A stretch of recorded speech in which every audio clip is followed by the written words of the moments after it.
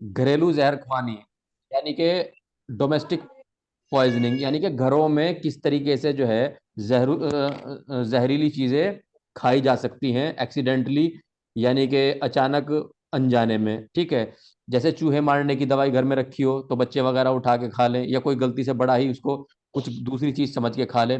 Insecticide, रंग साफ करने वाली चीजें, स्पिरिट मच्छर मारने की दवाइयाँ, साबुन, डिटर्जेंट, कैरोसिन सर आप यानी कि कौन सा मिट्टी पेज का पढ़ा तेल, रहे हैं? मेडिसिन। 136 पे हूं मैं। हाँ जी। मेडिसिन को प्लीज आप जो है म्यूट कर लीजिए। कॉस्मेटिक चीजें, बच्चे नादानी में इनको इनको खा लेते हैं, जिससे पेट में दर्द, उल्टी, दस्त, बेहोशी वगैरह असरात नजर आते हैं। अगर ये चीजें घर में रखी हों, और ज्यादातर इन चीजों के ऊपर जो है मतलब लिखा होता है कि बच्चों की पहुंच से दूर रखें, लेकिन हम लोग जो है उस पर मतलब ध्यान व्यान देते नहीं है। भाई कौन पढ़ता है, इतना बारीक बारीक लिखा हुआ है तो जाहिर सी बात है घर में कहीं भी रख देते हैं, तो फिर बच्चे बच्चे उठा के खा लेते हैं, उनको नुकसान हो जाता है। ठीक है, पेट में दर्द, उल्टी, दस्त, बेहोशी वगैरह कुछ भी हो सकता है। तो ऐसी चीजों को बच्चों की पहुंच से दूर रखें। अब दूसरा है शराबनोशी, अल्कोहल पॉइजनिंग। अल्कोहल, शराब, शराब जो है वो भी एक तरह का पॉइजन ही है, जहर ही है। ठीक है, तो शराब इंसान के निज़ाम आसाब यानी कि सेंट्रल नर्वस सिस्टम के अफाल यानी कि काम को कम कर देता है, यानी कि जो महसूस करने वाला हमारा सिस्टम है उसके काम को कम कर देता है। इसलिए आदमी जो है वो महसूस मतलब किसी भी चीज को कम फील करता है। ठीक है, जिससे मरीज के मुंह से बदबू आना, आवाज लड़खड़ाती है, आंखें फैल जाती हैं, नब्ज का तेज चलना, उल्टी, चेहरा लाल हो जाता है, सांस का धीरे धीरे आना, और कई बार अगर आदमी शराब ज्यादा पी लेता है तो बेहोश हो जाता है। ठीक है, सर मेरी थोड़ा। आवाज आ रही है? जी सर। जी। अब फूड पॉइजनिंग, कई बार क्या होता है, जो खाना खाते हैं हम लोग, खाना खाते हैं, कोई इंसान खाना खाता है, वो खाना ही इंसान के पेट में जाने के बाद जो है जहर का काम करने लग जाता है। कुछ इस तरह की उसके अंदर एक्शंस रिएक्शंस होते हैं कि वो जो है पॉइजन का काम करने लग जाता है। इसमें क्या होता है, खाने का जो अमल होता है, जो डाइजेशन का जो एक फंक्शन है, जो डाइजेशन सिस्टम है, वो जो है वो अपना काम उल्टा पुल्टा कर देता है, और जिससे क्या होता है, खाना जहर की तरह काम कर जाता है। उसमें क्या होता है, जी मचलाना, पेट में ऐंठन, दस्त, सिर दर्द, बुखार, और कई बार मरीज शौक तक में चला जाता है। कई बार इतनी खतरनाक कंडीशन हो जाती है। ठीक है, अब नारकोटिक ड्रग पॉइजन, यानी कि जो नशीली दवाएं होती हैं, अगर नशीली दवाएं कोई खा ले तो सांस धीरे धीरे चलेगा, चक्कर आएगा, मुंह व गला सूखेगा, हाथ पैरों में सुन्नपन होगा। ठीक है, कार्बन मोनोऑक्साइड पॉइजनिंग, ये जो कार्बन मोनोऑक्साइड है ये एक तरह की जहरीली गैस होती है। ठीक है, इससे क्या होता है, जी घबराता है, छाती में जकड़न होती है, एस्फिक्सिया यानी कि घुटन होती है, और पल्स रेट यानी कि नब्ज कम हो जाती है, चक्कर आते हैं, और हाथ पैर नीले पड़ जाते हैं, जिसको साइनोसिस बोलते हैं, हिंदी में नीलगो, यूनानी में नीलगो, और साइनोसिस जो है इंग्लिश में बोलते हैं उससे नीला कई बार कह भी देते हैं इसके तो हाथ पैर नीले पड़ गए। ठीक है, उसको साइनोसिस बोलते हैं। वो क्यों पड़ते हैं, क्योंकि जो हाथ पैर के टिश्यू होते हैं उनमें ऑक्सीजन इतनी ज्यादा नहीं पहुंच पाती जितनी की पहुंचनी चाहिए। जब नहीं पहुंच पाती तो ऑक्सीजन की कमी से हाथ और पैरों की, खास तौर से उंगलियां वगैरह जो है वो नीले पड़नी शुरू हो जाती है। ठीक है, बीपी में कमी, और सर्कुलेशन यानी कि जो ब्लड सर्कुलेशन वाला जो जो खून का दौरान वाला सिस्टम है वो जो है फेल हो जाता है कई बार कार्बन मोनोऑक्साइड की पॉइजनिंग से। यानी कि कार्बन मोनोऑक्साइड जो गैस है, जब इसकी जद में कोई आ जाता है, इसके इसके संपर्क में कोई आ जाता है। अब नारकोटिक प्लांट्स पॉइजन, कुछ जो पेड़ पौधे हैं वो ऐसे हैं जिनके अंदर जो है नशे का असर होता है, जैसे कि भांग हो गई, गांजा हो गया, अफीम हो गई, चरस हो गया वगैरह से। इनमें क्या होता है, आदमी को ऐसा महसूस कर आदमी ऐसा इनको लेने के बाद, जैसे कि भांग, गांजा, अफीम, चरस, ये जो चीजें हो गई, आदमी ऐसा लगता है जैसे हवा में उड़ रहा है। तो मतलब उसको लगता है जैसे शक्तिमान, मतलब जस्ट मतलब वो उड़ रहा है एकदम, उसको ऐसा महसूस होता है। और इसके लिए एक इंग्लिश में टर्म है, उसको बोलते हैं यूफोरिया। यूफोरिया मतलब उसको लगता है जस्ट लाइक फ्लाई, जैसे वो उड़ रहा हो। ठीक है, हालांकि उड़ रहा नहीं होता है, वो लेटा हुआ होता है, पड़ा होता है, लेकिन उसको लगता है अब मजा आ रहा है, बहुत अच्छा हो रहा है। तो ये कंडीशन बनती है। ठीक है, किसे, जैसे भंग, गांजा, अफीम, चरस, इनके नशे के बाद। ठीक है, एक तरीके से ये इनकी पॉइजनिंग कंडीशन होती है, एक तरीके से ये इनका जहरीला असर होता है। ठीक है, सिर चकराना, आंखों की पुतली का फैल जाना। ठीक है, और गहरी नींद का आना, सांस लेने में परेशानी, डिफिकल्टी इन ब्रीदिंग, सांस लेने में परेशानी, डिफिकल्टी इन ब्रीदिंग, इसको एस्फिक्सिया भी बोलते हैं। भूख का ज्यादा हो जाना, कई बार जो है इस तरह की चीजें खाने के बाद आदमी खाने पर टूट पड़ता है और वो अलाधुन खान खाता चला जाता है, खाना खाता चला जाता है, तो घर वाले ही जबरदस्ती रोक की तरफ बिठाते हैं। बेहोश हो जाना, हाथ और पैरों का कांपना, कप कपी छूट जाती है, ठीक है। ये कब होता है? जब कोई नार्कोटिक प्लांट्स यानी कि जो नशा आवर जो पेड़ पौधे हैं उनका जो है इस्तेमाल खाने पीने में कर लेता है। धात मेटल भी जहर खुरानी यानी उल्टी, हाथ पैरों में सुन्न, पेट दर्द, सिर दर्द और साइनोसिस यानी कि हाथ पैर नीले पड़ जाते हैं। कई बार कुछ मेटल हैं जैसे पारा वगैरह आदमी खा ले तो उससे भी इस तरह की कंडीशन बनती है। अब अगर कोई मरीज किसी को ऐसा हो जाए तो एक एक नर्स की जिम्मेदारी बनती है कि वो उसमें कुछ तदाबीर, कुछ जो है उसमें उसमें कुछ मतलब इलाज करे जिससे कि मतलब वो मरीज को जो है फायदा पहुंचे। तो सबसे पहले जैसे अल्कोहल पॉइजनिंग है, यानी कि अगर किसी ने शराब पी ली है और शराब का उस पर बहुत ज्यादा असर हो गया है, ठीक है, तो उसमें क्या करेगी एक नर्स? मरीज को आरामदेह माहौल में लिटाए। सबसे पहले मरीज को भीड़ भाड़ से उठा करके, जहां वो इधर उधर पड़ा हुआ है वहां से उठा के उसे आरामदेह, जहां उसे सुकून मिले, ऐसी जगह लिटाएंगे, ठीक है। उल्टियां तय कराएं, अगर उसे शराब पिए हुए कुछ ही आधा घंटे का अंदर अंदर हुआ है तो उसको उल्टी कराएं। क्योंकि आधा आधा एक घंटा, वैसे तो पेट में कोई भी चीज 4 से 6 घंटे तक रुकी रहती है, लेकिन आधा एक घंटे तक तकरीबन रुकी रहती है। तो अगर आधा एक घंटा हुआ है, 1.5 घंटा भी हुआ है, मतलब जल्दी अभी हाल ही में उसने पी है और पता लग गया, तो उसको उल्टियां कराएं। और अगर ज्यादा लंबा टाइम हो गया है तो मान लीजिए पेट वेट, फिर उल्टियां उल्टियां कराने से कोई फायदा होने वाला नहीं है। सांस लेने में किसी किस्म की परेशानी ना हो, ब्रीद माउथ, ठीक है, अगर सांस लेने में किसी किस्म की परेशानी हो, ठीक है, तो ब्रीद मॉनिटरिंग यानी कि सांस देखेंगे कि उसका सांस सही आ रहा है या नहीं आ रहा है। और जरूरत जरूरत पड़ने पर मसनूई तनफ्फुस, मसनूई तनफ्फुस कहते हैं आर्टिफिशियल रेस्पायरेशन, ठीक है, यानी कि ऐसा एक तो रेस्पायरेशन ये है जो हम सांस ले रहे हैं, सांस निकाल रहे हैं, ये जो है ये हमारा नेचुरल रेस्पायरेशन है। एक होता है आर्टिफिशियल, आर्टिफिशियल यानी कि जो दूसरी चीजों की मदद से आए।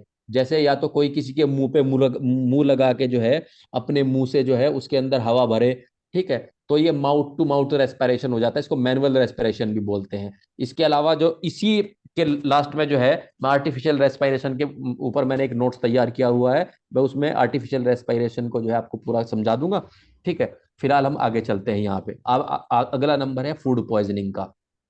आप लोगों को आवाज आ रही है? जी। समझ में भी आ रहा है? जी। आ रहा है तो हाँ करिए, वरना मना कर दीजिए। जी सर। ठीक है, जी फूड सर आ रहा। पॉइजनिंग। फूड पॉइजनिंग कैसे कहते हैं? फूड के माना होता है खाना, पॉइजनिंग के माना होता है जहर, यानी कि जब खाना जो है वो जहर की तरह काम करने लग जाए। कई बार फूड पॉइजनिंग इतनी खतरनाक हो जाती है कि आदमी उससे मर तक जाता है, इतनी खतरनाक कंडीशन बन जाती है, ठीक है। फूड पॉइजनिंग का मतलब आप सिर्फ ये ना समझ लें कि फूड है कुछ नहीं करेगा, लेकिन जब ये पॉइजन का, जहर का रूप इख्तियार कर लेता है फिर बहुत खतरनाक मामले बनते हैं, ठीक है। तो फूड पॉइजनिंग को भी जो है जहरों की लिस्ट में शामिल किया गया है। तो फूड पॉइजनिंग में जो इलाज वगैरह करना है, जो मरीज के लिए आराम के लिए करना है, एक नर्स की क्या जिम्मेदारी बनती है वो क्या है? नंबर एक, आरामदायक हालत में लिटाएं, ठीक है। अगर खराब बासी यानी कि ताज़ा यानी इन्फेक्शन वाला खाना खाए हुए ज्यादा वक्त नहीं गुजरा है तो उल्टी करा दें, कुछ ही देर पहले कराया तो खाया है तो उल्टी करा दें। और अगर ज्यादा से और अगर ज्यादा देर हो गई है तो ज्यादा से ज्यादा सयाल गिजाएं यानी कि जूस वगैरह इस तरह की चीजें, जो हल्की गिजाएं हो, वो पानी वानी इस तरह की चीजें पिला दे ताकि वो आगे सरक जाए, ठीक है। और ऐसा होगा फिर कि मान लीजिए किसी ने कुछ इस तरह का खाना खाया था जो पॉइजन में तब्दील हो गया है, जहर में तब्दील हो गया है, उसके ऊपर अगर मरीज को ज्यादा सा पानी पिला दिया जाए तो क्या होगा? उस जहर में अगर पानी मिला देंगे जो कि पेट में बना हुआ है, तो पानी क्या करेगा? उस जहर को ढीला कर देगा, क्योंकि पानी मिलके जो है वो पतला पड़ जाएगा, तो जहर क्या होगा? जहर ढीला हो जाएगा, ठीक है। तो उसको अगर मान लीजिए काफी देर खाना खाए हुए काफी देर हो गई तो उसको सयाल यानी कि कोई भी लिक्विड पानी वगैरह पिला देंगे, दूध वगैरह पिला देंगे। और अगर मतलब जल्दी ही पिया है, ठीक है, खाना जल्दी ही खाया है, तो फिर उसको, क्योंकि वो पेट में सामने ही रखा है, उसको निकाल देंगे। और अगर खाना खाए हुए बहुत देर हो गई है जो कि पॉइजन बन गया, जहर बन गया है, फिर उसको जो है उसमें सयाल यानी कि लिक्विड डाइट कोई भी दूध या पानी वगैरह पिला देंगे अच्छे से, ताकि वो ढीला हो जाए और उसका जहर का असर जो है वो कम हो जाए। नींद आ रही। अगर मरीज कंट्रोल में आ जाए तो ठीक है, नहीं तो उसको अस्पताल में भर्ती कराएं। ठीक है। और सिम्टोमेटिक यानी कि लक्षणानुसार इलाज कराएं, यानी कि जो जो दिक्कतें हो, फिर सांस लेने में दिक्कत है तो आर्टिफिशियल रेस्पिरेशन या ऑक्सीजन लगाना जो भी है, ब्लड अगर सर्कुलेशन सिस्टम में है तो फिर उसी हिसाब से जो है इंजेक्शन दवाई वगैरह जो भी जिस चीज़ की भी दवाई है वो वहाँ पे ट्रीटमेंट होगा। ठीक है। तो अगर ये सब कुछ कंट्रोल में होता है, ठीक है, नहीं तो एक नर्स की जिम्मेदारी है कि वो हॉस्पिटल में एडमिट करा दे। अब नारकोटिक मेडिसिन पॉइजन, कुछ नशीली दवाएं जो अगर इस्तेमाल कर ली जाएं किसी के जरिए, तो उसका क्या इलाज करें? नंबर एक, सबसे पहले उसे उल्टी कराएं। ठीक है, हो सकता है पेट में ही रखी हो, अभी तक अच्छे से घुली भी ना हो, बाहर निकल जाए, थोड़ी बहुत घुली होगी, थोड़ा बहुत असर होगा, उसका इलाज हो जाएगा, बाकी बाहर निकल जाएगी। ठीक है। और अगर काफी देर हो गई तो उसको सही गिजा यानी कि दूध वगैरह दें। ठीक है। और हो सके तो थोड़ा बहुत घी पिला दें, पानी पिला दें। उससे क्या होगा, इन चीजों में वो जो अंदर जहरीली गोलियां हैं, इनमें घुल करके वो ढीली पड़ जाएंगी, वो इतना खतरनाक असर पैदा नहीं करेंगी। ठीक है। सर, जो सयाल वर्ड का यूज किया है उसका मतलब दूध लिक्विड, होता है या liquid? Liquid, liquid, liquid. Liquid, liquid पीने वाली चीजें। Thank you sir. सयाल मिस लिक्विड, दर्व, दर्व हिंदी में दर्व। ठीक है। आर्टिफिशियल रेस्पिरेशन दे अगर सांस लेने में दिक्कत हो रही हो। ठीक है। और अगर ना कंट्रोल आए तो हॉस्पिटल में एडमिट करा दे, एक नर्स की ये जिम्मेदारी बनती है। और कार्बन मोनोऑक्साइड, एक चीज होती है कार्बन मोनोऑक्साइड, ये एक गैस है, लेकिन जो इस गैस के संपर्क में, इस गैस के जहाँ पे ये रिस रही हो, उस एरिया में अगर कोई पहुंच जाएगा तो ये जो है उसको फिर नुकसान पहुंचाएगी, बहुत खतरनाक एक तरीके से जहरीली गैस कहलाती है। ठीक है। तो वह जगह जहां पर मरीज के साथ कार्बन मोनोऑक्साइड के असरात का हादसा हुआ, वहां से मरीज को दूर ले जाए। मतलब जहां पे मान लीजिए कहीं पे कार्बन मोनोऑक्साइड का रिलीज हो रही है, कहीं से रिस रही है किसी चैम्बर वेम्बर से, तो सबसे पहले मरीज को वहां से उठा लो, क्योंकि अगर आप नहीं उस मरीज को उठाओगे तो वो जो कार्बन मोनोऑक्साइड गैस वहां से किसी ड्रम वरम में से किसी फैक्ट्री वैक्ट्री के निकल रही है, वो तो लगातार एक्सपोजर होता रहेगा, उसको लगातार मिलती रहेगी मरीज को, तो वो ठीक कैसे होगा? तो सबसे पहले है कि वहां से मरीज को दूर ले जाया जाए, जहां पे उसको सुकून की ऑक्सीजन और आरामदेह हालत में उसको लिटाएं। तो सबसे पहले ये है। ठीक है। सांस लेने में अगर दिक्कत है तो आर्टिफिशियल रेस्पिरेशन दें। ठीक है। अगर जरूरत हो तो सर्कुलेटरी फंक्शन, अगर उसके बीपी वगैरह में दिक्कत आ रही है, यानी कि बीपी डाउन जा रहा है, तो सीपीआर करेंगे। सीपीआर क्या करते हैं, उसको छाती से ऐसे ऐसे करके दबाते हैं। ठीक है, उसका एक पूरा प्रोसीजर है। ठीक है, वो करते रहें, और जब तक करते रहें जब तक कि उसका बीपी वीपी यानी कि मरीज जो है खुद से जो है एक तरीके से अपना उसका हार्ट काम करने लग जाए और मरीज अच्छे से सांस वांस ना लेने लग जाए, यानी कि मरीज जो है जब तक नॉर्मल कंडीशन में ना आ जाए, सीपीआर करते हैं। ठीक है। अगर मरीज की हालत में सुधार ना हो तो हॉस्पिटल में भर्ती करा दे। एक नर्स की यह जिम्मेदारी बनती है, नर्स को जो चीजें बताई गई है वही नर्स करे। नर्स जो है खुद से पूरा का पूरा ट्रीटमेंट न करने लग जाए। ठीक है। एक हद तक उसे बताया गया है कि जो जो करना है, उसके बाद जो है फिर वो नहीं तो हॉस्पिटल में एडमिट करा दे, और वहां पे वो, ठीक है, जिस जिस चीज की जरूरत है वो उसको मिल जाएगा। अब ये जहर थे। अब एक है सांप का काटना। चूंकि सांप के काटने से भी जहर चढ़ता है। ठीक है, स्नेक बाइट इंग्लिश में बोलते हैं। अब मैं थोड़ा सा सांप के बारे में बता रहा हूँ, उसके बाद फिर मैं बताऊंगा किस किस तरह के सांप होते हैं, फिर उसके बारे में क्या असर होते हैं और उससे बचाने के लिए क्या किया जाए। नंबर एक, सांपों की तकरीबन 3500 स्पीसीज यानी कि जातियां होती है। कितनी? 3500 जातियां होती हैं, जिनमें से सिर्फ 250 ऐसी होती हैं जो जहरीली होती हैं। 3500 जातियों में से सांप की केवल 250 यानी कि 250 ऐसी होती हैं जो कि जहरीली होती हैं। बाकी 3250 कैसी होंगी? वो ऐसी होंगी जो जहरीली नहीं होगी। ठीक है। सांप काटने पर जहर, जहर को विनम बोलते हैं इंग्लिश में, इंसान इंसान के खून में फैल जाता है। जहर के असर के मुताबिक सांप तीन तरह के होते हैं, यानी कि अगर हम पॉइजन के हिसाब से देखें, जहर के हिसाब से देखें, तो जहर के अकॉर्डिंग टू पॉइजन सांप जो है वो तीन तरह के होते हैं। यानी कि अगर जहर की क्वालिटी देखी जाए कि ये जहर किस तरह काम करता है। ठीक है। अगर जहरों के काम के हिसाब से हम देखें तो फिर हम सांपों को तीन जगह बांट देते हैं। ठीक है। सबसे पहले न्यूरोटॉक्सिक, न्यूरोटॉक्सिक जो हमारे नर्वस, जो किसी इंसान के नर्वस सिस्टम पर अटैक करता है, यानी कि जो महसूस करने वाला सिस्टम है उसको, यानी कि एक तरीके से दिमाग को जो सुन्न कर देता है। न्यूरोटॉक्सिक कौन कौन से सांप करते हैं? नंबर एक, कोबरा, कोबरा सांप आपने सुना, कोबरा। नंबर दो, कैरेट। और नंबर तीन, स्कॉर्पियन। ये 3 ऐसे सांप हैं जो कि इंसान की सोचने विचारने की और दिमाग के ऊपर पूरा कंट्रोल कर लेते हैं, और इंसान के सोचने विचारने की जो है शक्ति को जो है एक तरीके से बिल्कुल एकदम फालिज कर देते हैं, एकदम रोक देते हैं। उसके बाद होता है हिमेटोटॉक्सिक, यानी कि जो दिल पे असर करता है। हीम जो है खून से बना है, हीमोग्लोबिन, ठीक है। तो हिमेटोटॉक्सिक, इसको वेस्कुलोटॉक्सिक भी बोलते हैं। ये क्या करता है, ये सीधा डायरेक्ट दिल पे असर करता है, ठीक है। और इसमें होता है वाइपर सांप आते हैं, वाइपर, ठीक। एक होता है मायोटॉक्सिक। मायोटॉक्सिक जो मसल्स, यानी कि जो हाथ पैरों की जो मसल्स हैं, हमारी मांसपेशियां, इन पे जो काम करता है, ठीक है। वो सी स्नेक, यानी कि जो समुद्री सांप होते हैं, वो इंसान के हाथ पैरों के जो है मसल्स पे काम करता है। मान लीजिए अगर एक आदमी समंदर वगैरह में तैर रहा है और किसी ने सांप ने उसको काट लिया, तो उसको मायोटॉक्सिक, उसको जो मसल्स है उसमें, यानी कि वो तैरने की जो उसकी क्षमता है वो आराम आराम से रुक जाएगी, क्योंकि मसल्स है ना हमारे हाथों पैरों में। इंसान के हाथों पैरों में मसल्स होते हैं ना। और समुद्री सांप में क्या है, मायोटॉक्सिक, यानी कि मसल्स को एक तरीके से जहर पहुंचा रहा है, मसल्स को एक तरीके से, वो जो मसल्स के जो फंक्शन है उनको डिस्टर्ब कर रहा है। तो सीधी सी बात है कि अगर एक आदमी समंदर में तैर रहा है और समुद्री सांप ने उसको काटा है, तो क्या होगा, हाथ पैरों से तैरता है इंसान, तो वो तैरना वो हो जाएगा और फिर वो डूब जाएगा।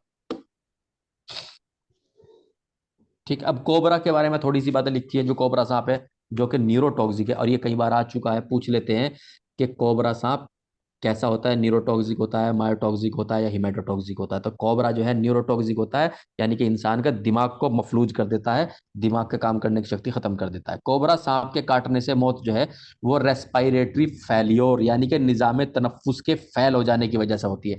हालांकि कोबरा न्यूरोटॉक्सिक है, दिमाग पे असर करता है, लेकिन जो आदमी मरता है वो सांस फेल होने से मरता है। समझ रहे हैं, आदमी जो इसमें जो मौत होती है वो जो फेफड़ों में, जो मतलब एक तरीके से फेफड़ों का काम है सांस को खींचना, सांस को बाहर निकालना, तो फेफड़े अपना ये काम नहीं कर पाते। इंसान की जो मौत होती है वो रेस्पिरेटरी सिस्टम के खत्म हो जाने की वजह से, यानी कि सांस आना सांस जाना खत्म हो जाता है, तब इंसान की मौत होती है। इसमें इस बार का इस पे भी कई बार सवाल करें। एक बार होता है पिटोसिस। पिटोसिस क्या होता है, तुमने देखा होगा जो जापानी होते हैं उनकी जो पलकें होती है ना, वो आधी आंख को ढक के रखती है, डलगी डलगी से, पिटोसिस, ठीक है। तो जिसको कोबरा काट लेता है उसको पिटोसिस जैसी कंडीशन हो जाती है, ऐसे ऐसे मतलब ऐसे, ये जैसे मतलब आधी आधी पलके, पलके आधी आधी झुकी हुई, ठीक है। यानी कि जैसे कोई नींद में हो, नशे में हो, इस तरह की कंडीशन बन जाती है कोबरा के काटने से, ठीक है।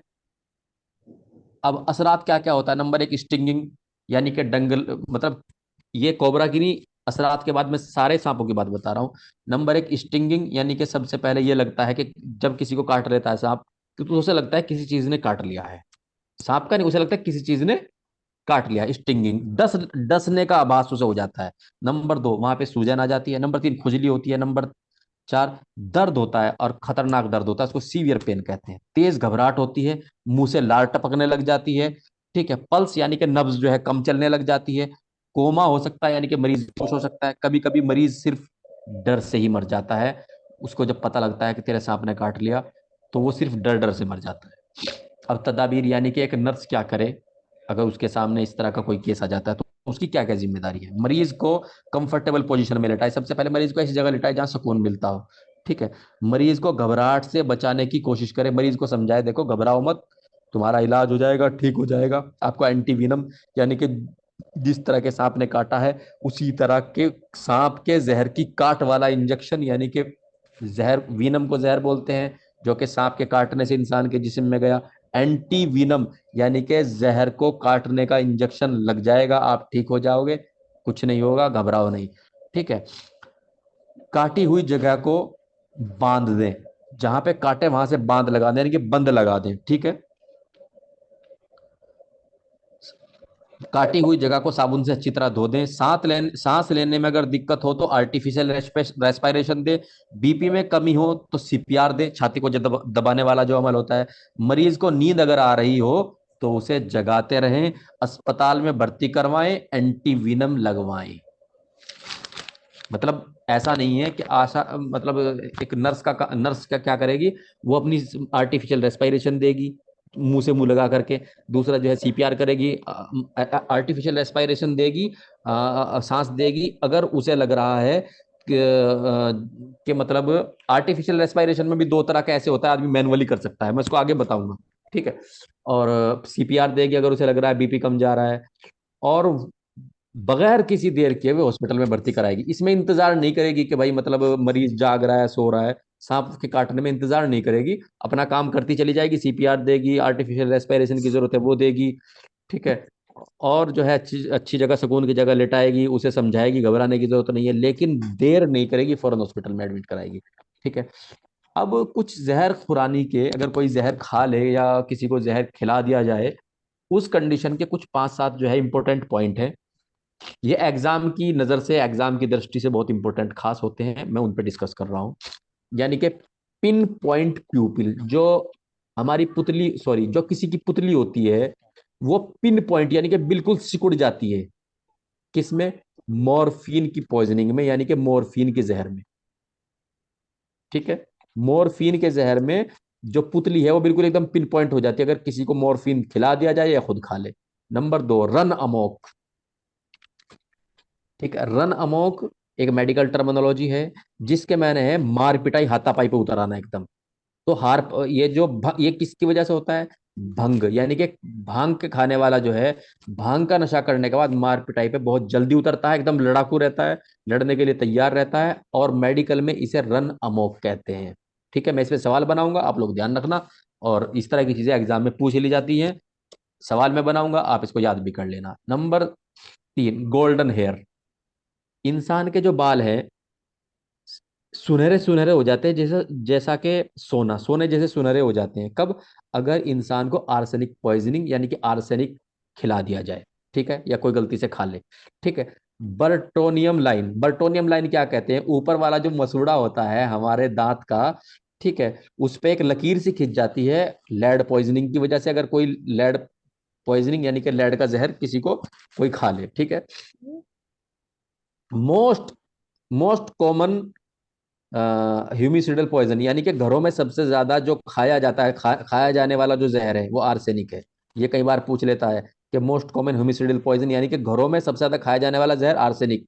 ठीक है। मीस लाइन, नाखूनों पर लाइन ऐसी आ जाती हैं, किसको? जिसने आर्सेनिक खा लिया हो। ठीक है। गार्लिक ऑर्डर, ये एक ऐसा जहर है, गार्लिक ऑर्डर के बारे में है कि जो इसे खा ले उसके सांस में से लहसुन जैसी बू आती है, जैसे उसने लहसुन खा लिया है। कौन सा है?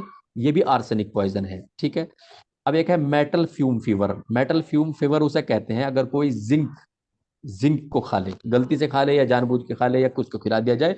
ठीक है। तो मेटल फ्यूम फीवर, यानी कि ऐसा होता है जैसे कोई धात हो उसके अंदर। ठीक है।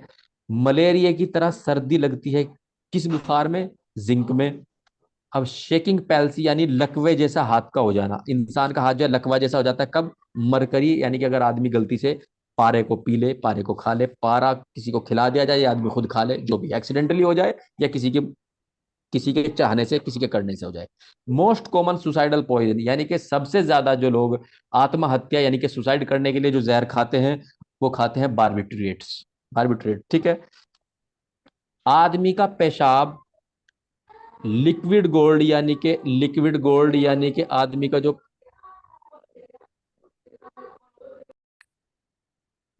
मैं इस पे सवाल बनाऊंगा और आपको इसको जो है याद करने के लिए आसानी हो जाएगी, घबराने की जरूरत नहीं है। ठीक है। लिक्विड गोल्ड यूरिन, यानी कि सोने के जैसा पेशाब आना। ठीक है।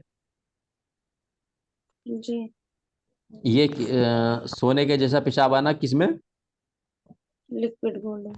कार्बन मोनोऑक्साइड में, गैस्ट्रिक लेवेज, कॉन्टाइंडिक, कोरोसिव पॉइजन, ये बार्बिट्रेट्स में। ठीक है। कोरोसिन पॉइजन, यानी कि जो जल जो जहर इस तरह के होते हैं जो कि पी लेने पर जला दें, जैसे सल्फ्यूरिक एसिड, तेजाब, उनमें जो है गैस्ट्रिक लेवाज नहीं करते। गैस्ट्रिक कहते हैं पेट को, लेवाज कहते हैं धुलाई को, यानी कि पेट की धुलाई नहीं करते।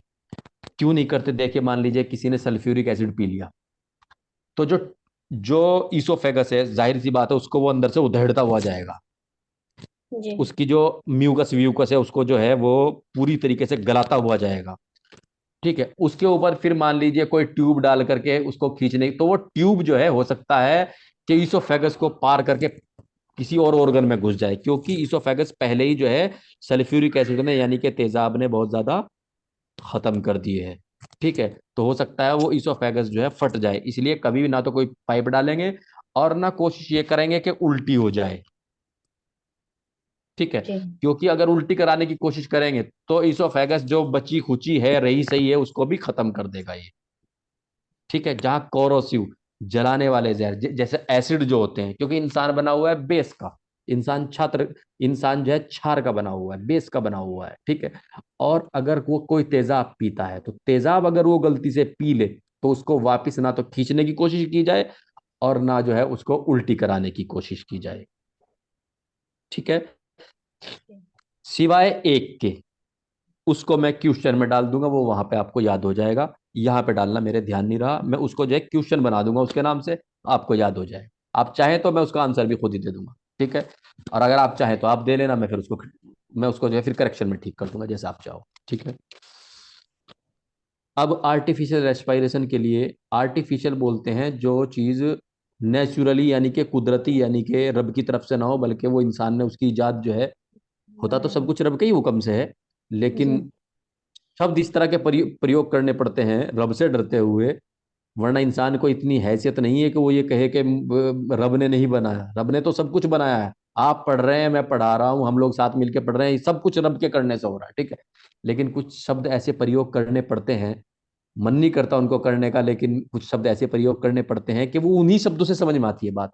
ठीक है, तो एक रेस्पायरेशन, सांस लेना ऐसा है जो कुदरत ने बनाया है, सांस लेना सांस निकालना। एक रेस्पिरेशन ऐसा है कि अगर जो कुदरती सांस है, जो एक नेचुरल सांस है, वो टूटने लग जाए, यानी कि उसकी जो मात्रा है कम होने लग जाए, तो फिर जो है इंसान किसी, या तो किसी के मुंह लगाने से, या कुछ कंडीशन होती ऐसी होती है उनके करने से, या फिर जो है वेंटिलेशन वगैरह पे रखने से सांस आता है। तो यानी कि मसनूई, यानी कि एक तरीके से आप इसको हिंदी में बोलते हैं इसके लिए मसनूई, यूनानी में है, आर्टिफिशियल इंग्लिश में है, अप्राकृतिक बोल सकते हैं आप, कृत्रिम, हिंदी में शब्द है कृत्रिम बोलते कृत्रिम। हैं सर, कृत्रिम। कृत्रिम, जी, तो कृत्रिम श्वास लेना यानी कि आर्टिफिशियल रेस्पिरेशन, इसके बारे में एक छोटा सा नोट्स लिखा मैंने आप लोगों के लिए ताकि आप समझ लें। अब जब मरीज खुद मुकम्मल यानी कि पूरे तौर पर सांस नहीं ले पाता, उसको डिफिकल्टी होती है सांस लेने में, तो उसको किसी बाहरी मदद से सांस दिलवाया जाता है। नंबर एक मैनुअल आदमी के जरिए मुंह में मुंह लगा करके हवा भरी जाती है। ठीक है, ताकि फेफड़े अगर पूरी तरीके से सक्षम नहीं है हवा खींचने में, तो वो जब दूसरा आदमी प्रेशर लगाता है उससे जो है मरीज के फेफड़े खुल जाए और वो उसमें हवा घुस जाए, और वो जो है एक बार को मतलब सांस ले ले, फिर सांस निकाल दे। ठीक है, एक मेथड होती है सेल्वेस्टर मेथड। इसमें क्या करते हैं, मरीज को सीधा लिटा देते हैं, सीधा लिटाने के बाद उसके दोनों कंधों के नीचे जो है तकिया रख देते हैं, और तकिया रखने के बाद मैं इसको समझा रहा हूँ आपको। तकिया रखने के बाद क्या करते हैं, जैसे मतलब मरीज जो है लिटा दिया, तकिया रखने के बाद ये जो है, ये दोनों मुठ्ठियां यहाँ रखते हैं, और दोनों मुठ्ठियां यहाँ रखने के बाद इसको दबाते हैं खूब अच्छे से। ठीक है, एक मतलब एक जो हेल्पर होता है वो इधर सर की तरफ बैठा होता है, वो क्या करता है, मरीज के जो मुठ्ठियां होती है उसको, मुट्ठी को ऐसे पकड़ के अपने हाथ में यहाँ दबा के दबाता है, उसके बाद फिर दबा के दबाएगा फेफड़ों को। जब फेफड़े दब गए, अब वो इन हाथों को उठा करके ऐसे करेगा, चूंकि नीचे तकिया रखा हुआ है। तो ऐसा करने से क्या होगा, जब ऐसा कर देखो, जब ऐसे दबाएगा तो हवा बाहर आएगी, जब उसको ऐसे करेगा तो फेफड़े ऐसे खुल जाएंगे। ठीक है, तो मरीज जो है वो ऑटोमेटिकली सांस इनहेल कर लेगा, सांस ले लेगा। ठीक है भाई, जी इसको बोलते हैं सेल्वेस्टर मेथड। और माउथ टू माउथ वो पहले मैं बता चुका हूं, मुंह पे मुंह लगा के। अब एक तीसरी जी चीज होती है आर्टिफिशियल वेंटिलेशन, जो कि आजकल चल रहा है, बड़े बड़े हॉस्पिटल्स में जो है वेंटिलेटर पर रख देते हैं मरीज को। वेंटिलेटर एक ऐसी मशीन है जिसमें ऑक्सीजन भी होता है और बाकी हवा भी होती है, और साथ में प्रेशर भी होता है। अगर किसी के फेफड़े ना भी काम कर रहे हो तो उस पर लगा दें, तो उसमें जो है मतलब आदमी की छाती जो है अप डाउन भी होती हुई महसूस होती है, अंदर हवा जाती भी है, हवा वापिस भी आती है, सब कुछ होता है, वो वहां पे होता है। ठीक है, लेकिन वेंटिलेटर जो है हर जगह उपलब्ध नहीं है, जाहिर सी बात है, तो फिर सीपीआर करेंगे। सीपीआर करेंगे, manual mouth to mouth respiration करेंगे, सेल्वेस्टर वाली जो मेथड है वो मेथड इस्तेमाल करेंगे, जब तक कि किसी हॉस्पिटल में या मतलब ऐसी जगह जहाँ पे वेंटिलेटर की सुविधा नहीं है, जब तक कि मरीज वहां पहुंच जाए। और अच्छा मतलब दुआएं करनी चाहिए भाई, कोशिश उम्मीद ये रखनी चाहिए, पॉजिटिव सोचना चाहिए कि मरीज जो है वो आपके सीपीआर से, माउथ टू माउथ से, सेल्वेस्टर से ही ठीक हो जाए, जरूरत ना पड़े वेंटिलेटर।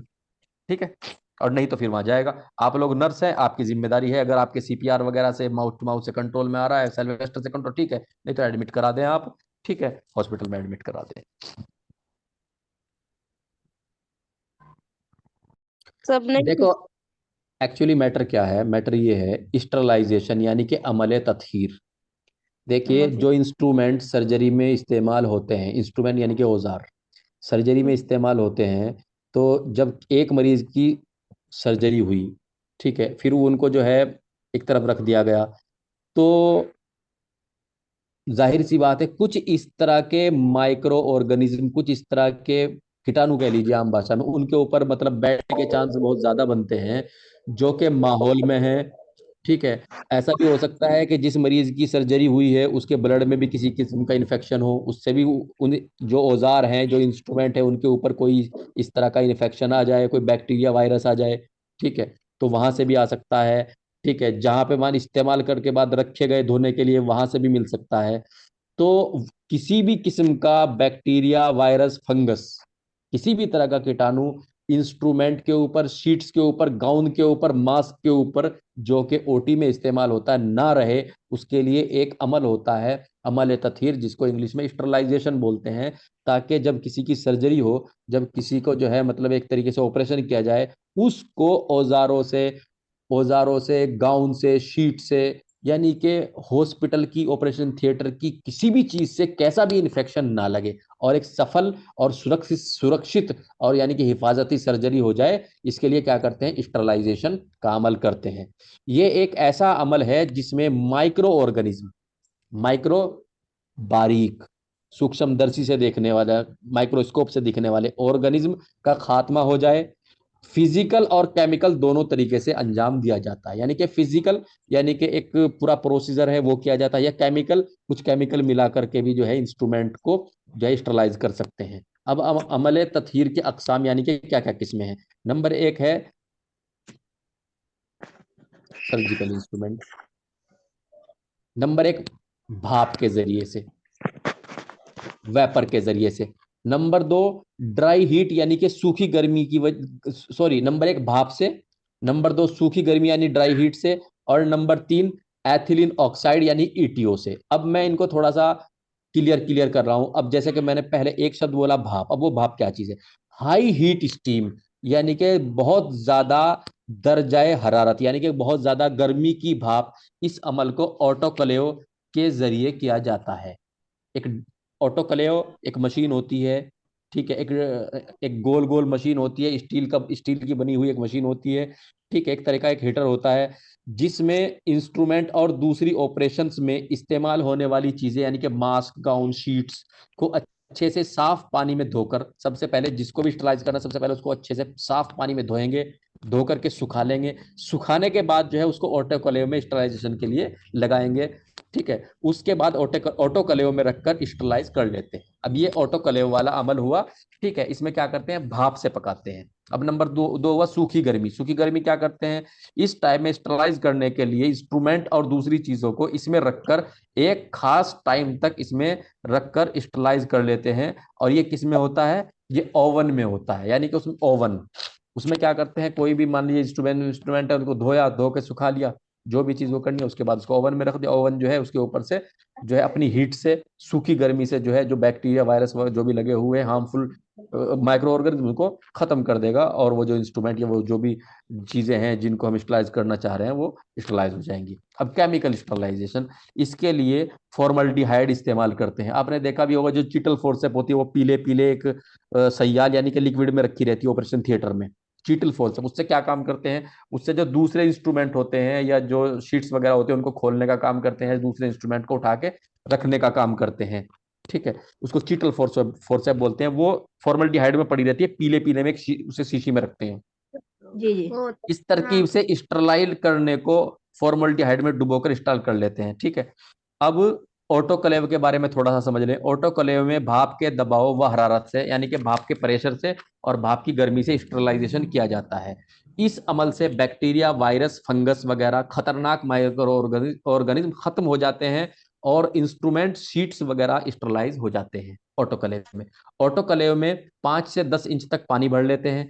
उसके ऊपर स्टूल, स्टूल का मतलब यहाँ टॉयलेट, स्टूल का मतलब यहाँ पोटी नहीं है, स्टूल का मतलब वो होता है जो कि ऑटोक्लेव में नीचे एक स्टूल सा बना होता है ना छोटा सा, वो उसमें 3 पैर होते हैं या 4 पैर होते हैं, तिपाया हो या चौपाया हो, जो भी हो, पर ड्रम रख करके सबसे पहले नीचे पानी भर देंगे। ठीक है। पानी भरने के बाद जो वो स्टूल सा है, स्टूल का मतलब टॉयलेट नहीं है, स्टूल का मतलब एक स्टैंड है। ठीक है। ड्रम में डालकर इंस्ट्रूमेंट को उसके ऊपर रख देंगे। किसके ऊपर? वो जो स्टैंड है। ठीक। अब क्या करते हैं, ऑटोक्लेव में ड्रम रखकर उसको एहतियात से ढकने के बाद 30 से 60 मिनट तक के लिए छोड़ देते हैं, जिससे स्टरलाइजेशन का अमल पूरा हो जाता है। कई बार 60 से 90 मिनट तक भी ऑटोक्लेव के जरिए ऑटोक्लेव में रखना होता है। मशीनों वगैरह को 15 मिनट में स्टरलाइज कर लेते हैं। कई कुछ छोटी छोटी मशीनें होती हैं कुछ इस तरह की, तो उनको ज्यादा नहीं रखते, क्योंकि उनका जो मशीनरी सिस्टम है अंदर से वो खराब हो सकता है। तो मशीनें अगर होती है तो उनको 15 मिनट ऑटोक्लेव करते हैं। अब ऑटोक्लेव में 2 चैम्बर होते हैं, एक एक्सटर्नल और दूसरा इंटरनल। इंटरनल चैम्बर में वो चीजें रखी जाती है जिनको स्टरलाइज करना होता है। ठीक है। ऑटोक्लेव का दर्जा हरारत 100, जो जो गर्मी होती है वहां वो तकरीबन होती है 121 डिग्री तक होती है। और 121 तक पहुंचने पर ध्यान रखना चाहिए, क्योंकि उसके ऊपर एक घड़ी रखी है, उससे पता लग जाता है। ऑटोक्लेव में स्ट्राइल होने के बाद जब तक प्रेशर जीरो ना हो जाए, ऑटोक्लेव को बंद करने के बाद जब तक प्रेशर जीरो ना हो जाए, तब तक ऑटोक्लेव के ढक्कन को खोलने की कोशिश ना करें। अगर मान लीजिए ऑटोक्लेव के अंदर से इंस्ट्रूमेंट स्टरलाइज निकालने हैं, तो जब तक उसका जो प्रेशर है घड़ी में वो जीरो ना आ जाए तब तक ना खोलें। ठीक है जी। अब एक चीज आती है, ये तो हमारा स्टरलाइजेशन हो गया। अब अमल अजल, बड़ा अच्छा शब्द इस्तेमाल, अमल अजल। ठीक है। इसको आप इसकी यूनानी भी देख लेना एक बार थोड़ा सा। अजल, ए जल अजल, ये बोलते हैं आइसोलेशन को।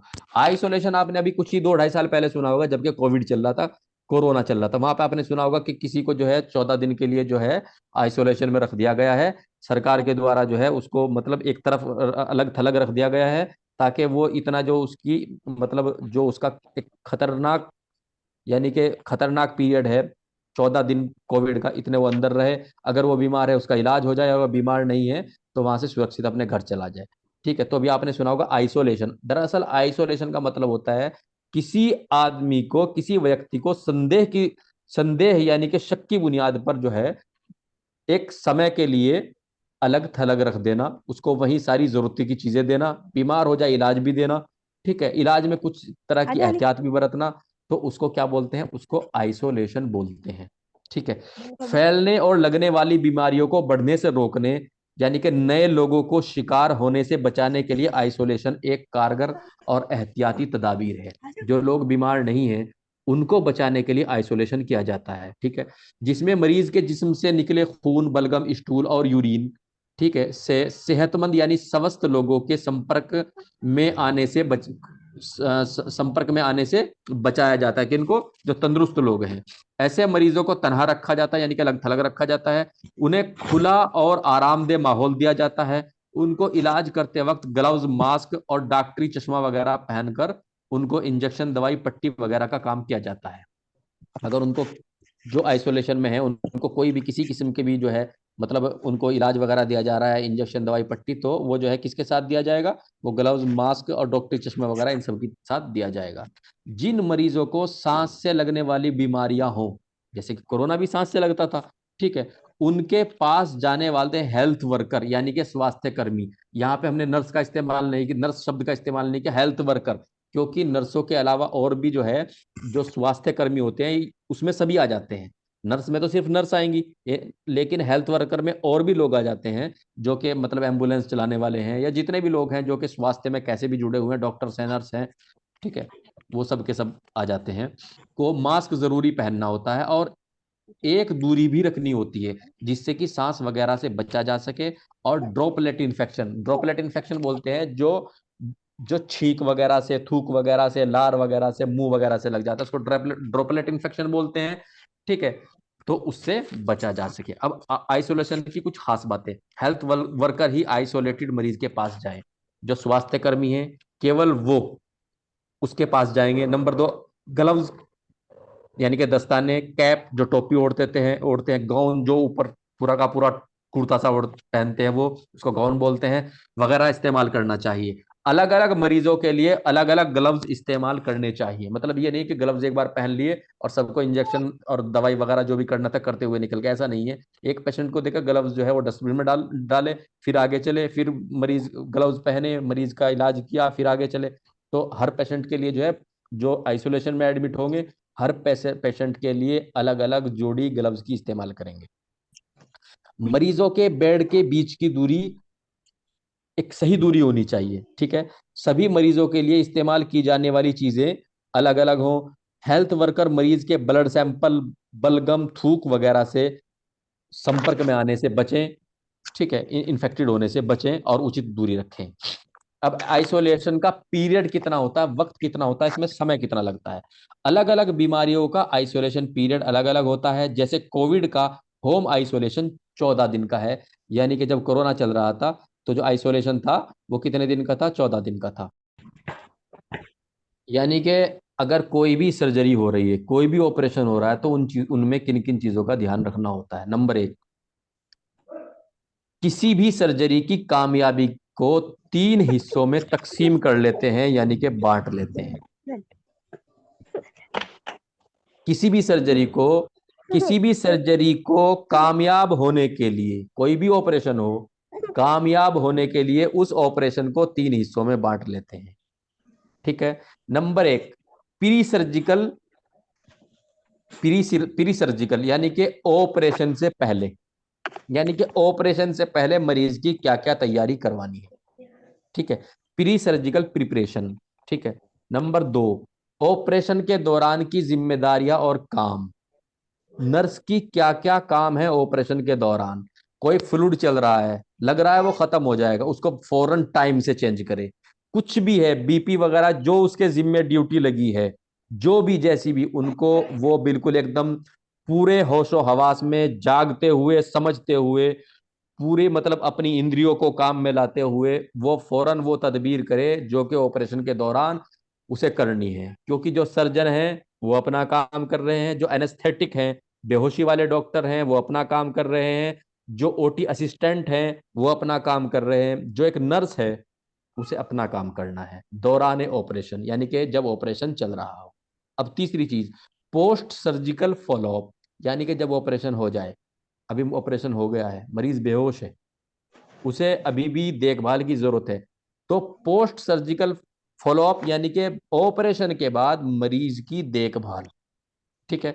अब ये 3 चीजें होती हैं। तो इसमें सबसे पहले होता है pre surgical preparation of patient, यानी कि मरीज की ऑपरेशन से पहले की जो मतलब तैयारियां होती हैं मरीज के साथ, वो क्या क्या होते हैं। नंबर एक, मरीज को जहनी तौर से सर्जरी के लिए तैयार करना, जिसका ऑपरेशन होना है वो जहनी तौर से तैयार हो, ठीक है। अगर कोई एक्सीडेंटल सर्जरी है, मान लीजिए किसी का एक्सीडेंट हो गया, तो उसे तो जहनी तौर से तैयार होने वाला ये जो पॉइंट है उस ये वहां नहीं लगेगा। एक्सीडेंट हो गया है, या मान लीजिए कोई एक्टोपिक प्रेगनेंसी है, बच्चा जो है वो फैलोपिन ट्यूब में जो है, फैलोपिन ट्यूब में था, वहीं पे जो है रुका रुका हुआ है, प्रेगनेंसी जो है वो फैलोपिन ट्यूब में ठहरी, और फैलोपिन ट्यूब जो है बस्ट हो गई, फट गई, ठीक है, पता नहीं लग सका किसी वजह से, तो वो जो ऑपरेशन होगा वो इमरजेंसी का ऑपरेशन है, उसमें भी ये चीज़ ऐड नहीं होती। मान लीजिए पित्त की थैली की पथरी थी और पित्त की थैली में जो है इतना इन्फेक्शन हो गया बहुत ज़्यादा, तो वहाँ भी ये चीज़ ऐड नहीं होती। लेकिन जो कुछ प्री प्लान सर्जरी होती है, पहले से सोच करके जो ऑपरेशन करते हैं सर्जन या मरीज कराते हैं, तो उसके बारे में सबसे पहले क्या होगा, मरीज जहनी तौर से तैयार हो जाए। मरीज को जो है तैयार हो जाना है ऑपरेशन करवाने के लिए, मतलब वो अपना मन बना ले कि मुझे सर्जरी करवानी है, ठीक है। तो सबसे पहले सर्जरी का ऑपरेशन यानी कि मरीज की रजामंदी, मरीज अपनी नौकरी अस्पताल में भर्ती, यानी कि मरीज जब ऑपरेशन कराएगा तो वो अपनी नौकरी को कैसे एडजस्ट करेगा, उसको उसको देख ले। अस्पताल में कितने दिन भर्ती रहेगा तो उसकी छुट्टी होनी है, ठीक है। सर्जरी में जो खर्च आएगा उसको एडजस्ट कर ले। परिवार की रजामंदी, यानी कि परिवार को भी इसकी जानकारी कर दे, ठीक है। नंबर दो, ये सब पहले पहले है, ऑपरेशन से पहले की बातें हैं। नंबर दो, सर्जरी से मुतालिक मरीज के डर को दूर करना, यानी कि अगर कोई मरीज बहुत ज्यादा डर रहा है तो उसको सच्ची सच्ची बात बताई जाए कि भाई डरने की जरूरत नहीं है, ये ऑपरेशन होगा, इसके बाद आपकी जिंदगी अच्छी बन जाएगी, ठीक है। नंबर तीन, जी। अगर मरीज चाहे तो वह अपनी अकीदत, अकीदत कहते हैं आस्था को, यानी कि जिस भी धर्म में उसकी आस्था है, उसके मुताबिक, ठीक है, अपने मजहबी रहनुमाओं कहते हैं धर्मगुरुओं, ठीक है, से मिलना चाहे तो मिल ले। क्योंकि कई लोगों की इस तरह की अकीदत, इस तरह की आस्था होती है कि अगर मैं अपने धर्म गुरुओं से, अपने ईष्ट से, अपने देवताओं से, अपने जिसमें भी उसका जो भी है, मैं उससे मिल लूंगा तो मुझे पावर आ जाएगी और वो पावर मेरी ऑपरेशन के समय भी सहायता करेगी, मदद करेगी। ठीक है, इस तरह की कई लोगों के इस तरह के अकीदे होते हैं। तो जो जिस मजहब को मानने वाला है वो उस मजहब के मुताबिक अपने मजहबी रहनुमाओं से मिल ले, ठीक है, अगर चाहे तो। मरीज से कंसेंट ऑफ सर्जरी यानी कि रजामंदी नामा हासिल करना, सबसे मतलब मरीज ऑपरेशन के लिए तैयार है, वो रजामंद है, राजी है, तो उससे जो है उसका रजामंदी लेटर जो है, रजामंदी जो है वो भी हासिल करना, ठीक है।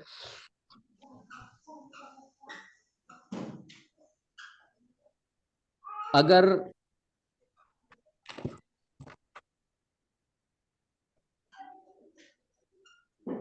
किसी कोई परेशानी हो तो उसको इलाज से जैसे इंजेक्शन वगैरह, हाँ, इन्फेक्शन वगैरह पोस्ट हो। अगर किसी मरीज को कोई किसी किस्म की परेशानी है, कोई इन्फेक्शन है मान लीजिए, तो वो पहले उसका इलाज करा ले। प्री ऑपरेटिव ट्रीटमेंट, मैंने पोस्ट लिख दिया था, ये मैंने काट दिया है, मैं दोबारा इसको भेज दूंगा, आप इसको दोबारा रख लेना, ये जो आप भेजी हुई है इसको डिलीट मार दूंगा। प्री ऑपरेटिव ट्रीटमेंट यानी कि अगर किसी को कोई इन्फेक्शन है, ठीक है, तो पहले वो उसका ट्रीटमेंट ले ले 5-7 दिन, इन्फेक्शन कंट्रोल हो जाएगा, उसके बाद सर्जरी कराए। अब क्या होता है प्री ऑपरेटिव टीचिंग, ठीक है, ऑपरेशन से पहले मरीज की काउंसलिंग करना यानी कि मरीज को समझाना, ये पहले भी जा चुका है। सर्जिकल यानी कि operation of the skin, operation से पहले पहले अलग किसी जगह पर बाल वगैरह हो जहां पे मतलब लग रहा है कि यहाँ का ऑपरेशन होगा, अगर वहां पे बाल वगैरह है तो वहां की क्या कर दे, शेव कर दे, यानी कि बाल वहां से साफ कर दे। सर्जरी से पहले सर्जरी से पहले एक दिन, सर्जरी से पहले एक दिन, जैसे कल को सर्जरी होगी, आज की बात है, तो आज की तैयारी क्या है, जैसे नेल पॉलिश वगैरह अगर किसी मरीज ने लगाई हुई है तो वो उसको साफ कर ले, ठीक है, साफ कर ले। अगर हार्ट की कोई दवाई ले रहा है यानी कि मरीज जो है वो दिल का बीमार है, तो ये जो है अपने डॉक्टर को बताए। अगर कोई स्टेरॉइड ले रहा है, स्टेरॉइड, कुछ दवाई ये स्टेरॉइड होती है, ठीक है, वो वो दवाई तो कोई भी हो वो डॉक्टर के मशवरे से ही लेनी चाहिए, ठीक है। लेकिन कोई स्टेरॉइड ले रहा है या फिर शुगर का मरीज है इंसुलिन ले रहा है या कोई किसी के हार्मोनल टैबलेट चल रही हैं, तो वो जो है इसके बारे में अपने डॉक्टर को यानी कि सर्जन को बता दे, और एनेस्थेटिक यानी कि जो बेहोश करने वाला डॉक्टर है उसको भी बता दे, ठीक है भाई। मरीज को 6 से 8 घंटे पहले खाली पेट रखना चाहिए, ठीक है। अब ऑपरेशन वाले दिन बालों को संवारें, कंघी करें, जहां का ऑपरेशन है उस जगह को साबुन से धोएं, यूरिन कैथेटर लगाएं, अगर डॉक्टर का ऑर्डर हो तो नेजोगैस्ट्रिक ट्यूब यानी कि जो नाक में को डाल के पेट में एक ट्यूब डाली जाती है, अगर डॉक्टर लिखे तो उसको भी लगा दे, ठीक है। मरीज को ऑपरेशन रूम में भेजना, ईसीजी वगैरह चेक कर लेने के बाद हार्ट वगैरह को चेक कर लेना कि उसकी धड़कन सही जा रही है कि। अगर मरीज लेडी हो, औरत हो, तो उसको लेडी स्टाफ ही ऑपरेशन रूम में लेकर के जाए, ठीक है भाई।